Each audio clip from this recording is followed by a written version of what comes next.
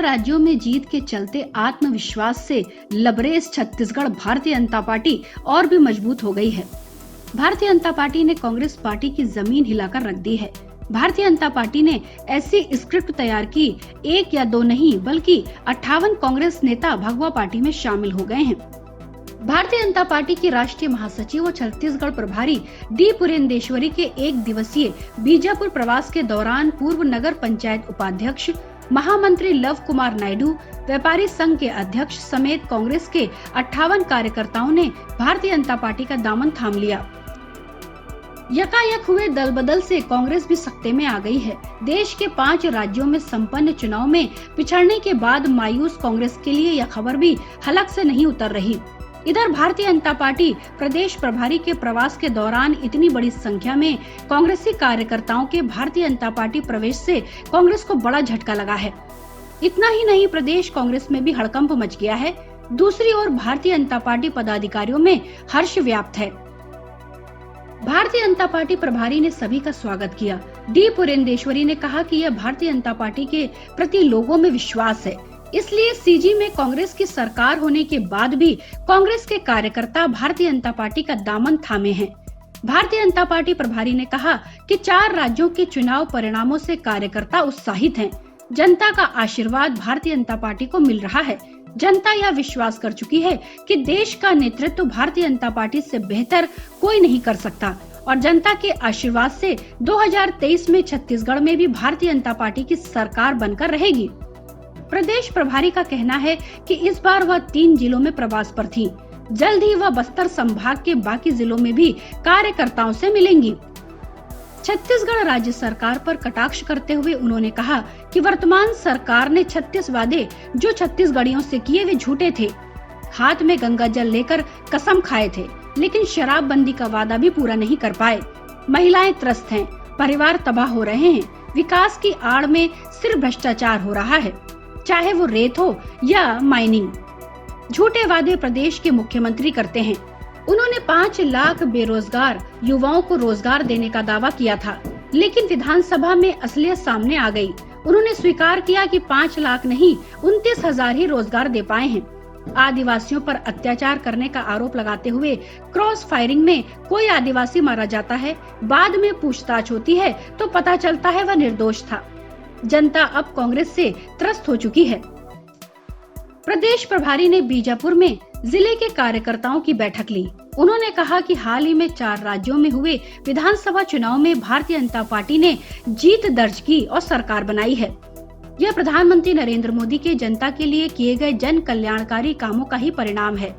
अब छत्तीसगढ़ में साल 2023 के चुनाव की तैयारियों में भारतीय जनता पार्टी को जुटना है। बूथ स्तर पर एक कार्यकर्ता नरेंद्र मोदी के कार्यों को जनता तक पहुंचाएगा। आगामी विधानसभा चुनाव में छत्तीसगढ़ में भी भारतीय जनता पार्टी की सरकार बननी है। इसके लिए हर एक कार्यकर्ता को जमीनी स्तर पर कार्य करने की जरूरत है। Bureau report, public news.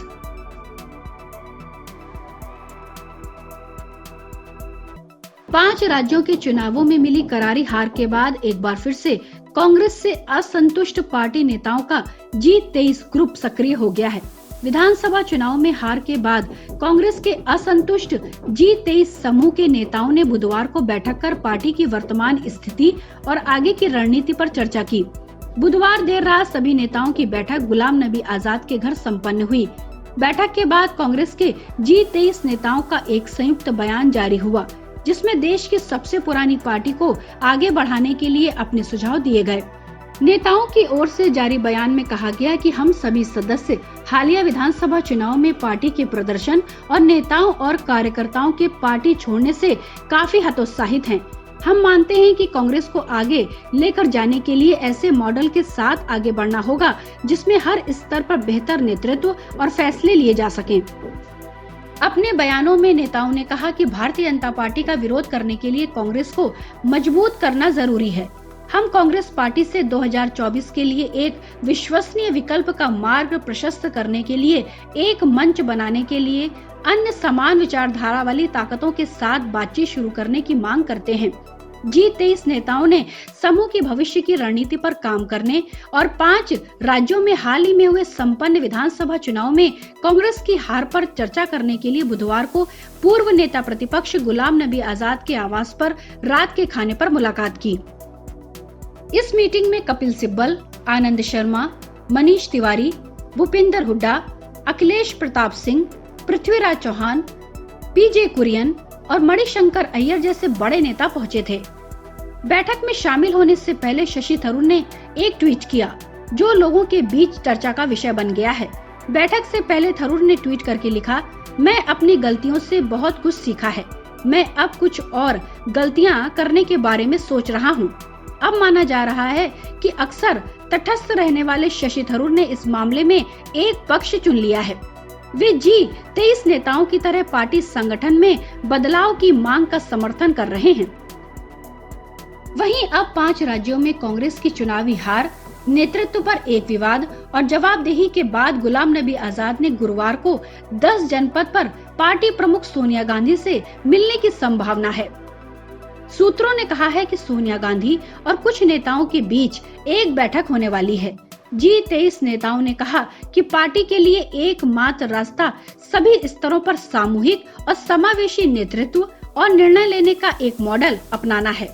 इससे पहले CWC की बैठक पार्टी की ओर से सोनिया गांधी के नेतृत्व के प्रति आस्था जताने और उन्हें संगठनात्मक बदलाव के लिए इजाजत देने के साथ समाप्त हुई। Bureau report, public news.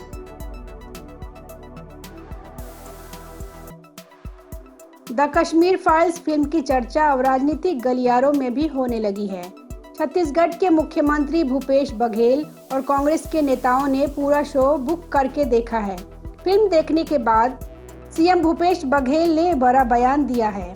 Kashmiri पंडितों के विस्थापन पर बनी फिल्म को लेकर सीएम ने बीजेपी पर जमकर हमला बोला और फिल्म के डायरेक्टर और सेंसर बोर्ड को भी आड़े हाथ लिया है। सीएम ने कहा कि पिक्चर आधी अधूरी है, पूरा सच नहीं बताया गया है, कोई संदेश देने की कोशिश नहीं की गई, केवल हिंसा को दिखाया गया है। सीएम बघेल ने कहा कि कश्मीर में जो आतंकवादी घटनाएं हुई उस पे बनाई गई फिल्म है जिसमें एक परिवार की घटना है। सीएम ने बीजेपी पर निशाना साधते हुए कहा कि इस पिक्चर में एक राजनीतिक संदेश देने की कोशिश की गई है। कश्मीरी पंडितों का जिस समय विस्थापन हुआ यह 1989-90 का दौर था। बीपी सिंह जो प्रधानमंत्री थे, बीजेपी के नेता अटल बिहारी वाजपेयी और लाल कृष्ण आडवाणी जी नेतृत्व कर रहे थे। राज्यपाल ने कश्मीरी पंडित को रोकने का प्रयास नहीं किया, बल्कि कश्मीरी पंडित को उन्होंने जाने के लिए कहा और राष्ट्रपति शासन लागू कर दिया गया। लेकिन वहां सेना भेजी नहीं गई। सेना तब भेजी गई जब पूर्व प्रधानमंत्री राजीव गांधी ने लोकसभा में घेराव करते हैं। सीएम ने कहा कि आज भी कश्मीरी पंडित की समस्या वही है। आर्टिकल 370 हटा दिया गया, लेकिन उनको बसाने का काम नहीं हो रहा है। जब अटल जी की सरकार थी तब भी नहीं हुआ, जब मोदी की सरकार आई तब भी नहीं हो रहा है। 370 हटे कितने दिन हो गए, लेकिन किसी को बसाने की कोशिश नहीं की गई। इस सरकार ने भी 370 हटाकर केवल राजनीति की है। सीएम बघेल ने आरोप लगाया कि 370 हटा तो बोले कि कश्मीर में जमीन लेंगे। कश्मीरी पंडितों को जो सहायता देनी चाहिए वो नहीं मिली, पेंशन नहीं बढ़ाई गई। सीएम भूपेश बघेल ने फिल्म के डायरेक्टर पर सवाल उठाया। सीएम ने कहा कि इस फिल्म में भी कोई समाधान नहीं दिखाया गया। जब कोई फिल्म बनाते हैं, किसी समस्या को उठाते हैं, डायरेक्टर समाधान भी बताते हैं, लेकिन डायरेक्टर ने समाधान नहीं बताया, केवल एक लेक्चर दिया गया। द कश्मीर फाइल्स में निश्चित रूप से हिंसा दिखाई गई है। किसी बच्चे के मन में अच्छा प्रभाव नहीं पड़ेगा। हम लोग भी देखें तो दिमाग बोझिल हो गया। सीएम ने कहा कि लगातार गोली, हिंसा, विभत्स दृश्य दिखाया गया है। इसके अलावा सेंसर बोर्ड पे सीएम भूपेश बघेल बोले कि सेंसर बोर्ड की तो आजकल कोई महत्व तो रहा नहीं है। किस पिक्चर को दिखाना है, किसको नहीं दिखाना है, आधा सच दिखाया गया है। हालांकि हीरो कृष्णा है, उसके भाषण में सारी बातें कह दी जाती है। जो भी भारत के प्रति सद्भावना रखते हैं, अपने आप को भारतीय समझते हैं, वो चाहे सिख, बुद्धिस्ट, मुस्लिम हो, सबकी हत्या हुई है। मंदिर भी तोड़े गए, मस्जिद भी तोड़े गए। आतंकवाद का कोई धर्म नहीं होता। धर्म की आड़ में हिंसा करते हैं और इसकी राजनीति को हम लोगों को समझना होगा। Bureau report, public news.